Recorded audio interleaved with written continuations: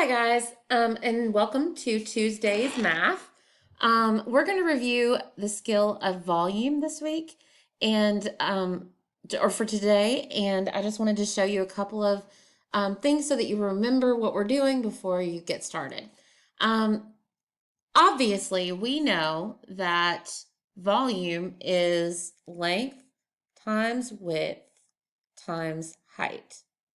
So if I had just a rectangular shaped prism, and you know Miss Stanley's drawing skills are not great, but let's say I had a width of 3, a height of 4, and a length of 5. So I would say 3 times 5 is 15, and 15 times 4 is 60. So my volume here would be 60. That gets a little more complicated when you get into complicated shapes. So that's what we're going to be doing today. We're going to be working with problems like these, like the first one, and then we're going to be working with a couple of word problems. All right, so here we have a compound shape. It's made of 2 rectangular prisms. So that means that we're going to have to add them together because volume is additive. All right. So we're going to, as we did in class, we're going to call it shape 1 and shape 2. I'm going to go ahead for this one, and I'm going to label it shape 1. Sorry, my screen is not so beautiful. All right, so for shape 1, I see that the height here is 2. So I'm going to put 2 times. Now the length is a little tricky on that one. Let me show you where the length is. It goes from here to here, the 3 centimeters. But I see that 1 centimeter is just this part. So that means that this is a 2, okay? So I have 2 by 2, and then the only thing that I have left is the length, which is this side right here. And I know that if this is 4, then that means that's 4 because it is a rectangle. So the shape 1 is 2 times 2 times 4. So that gives me a total volume of just this shape right here as 2 times 2 is 4, and 4 times 4 is 16. So that is my total volume for shape 1. Now, let me erase this because it's kind of ugly. Here is shape 2.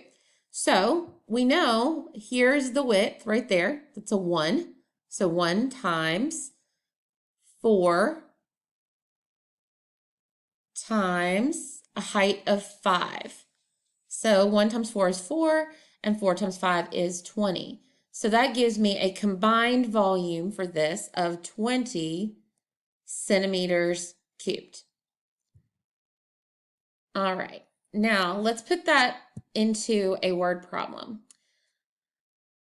And the problem reads, Loki's new doghouse is a complex shape. The larger part of the cage is a cube with a length of 3 feet. The extension is rectangular in shape with a base of 6 and a height of 3 feet. All right, so the first part we're going to have to do is go ahead and write. We know it's a complex shape and it's comprised of 2 different shapes. So we're going to put shape 1 and shape 2. For shape 1, it has told us that it is a cube.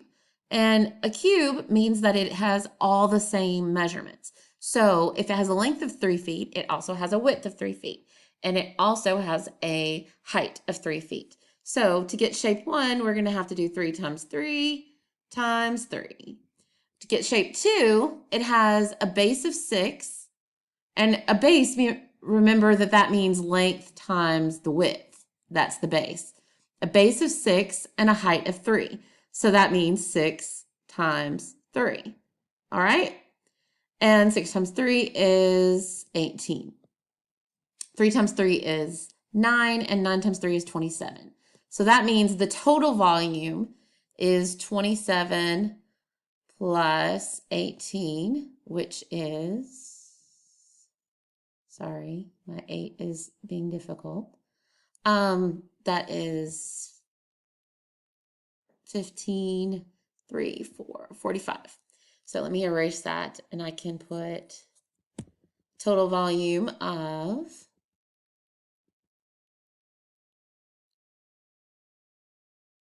45. So 45, and it says it's feet, so it would be 45 feet squared.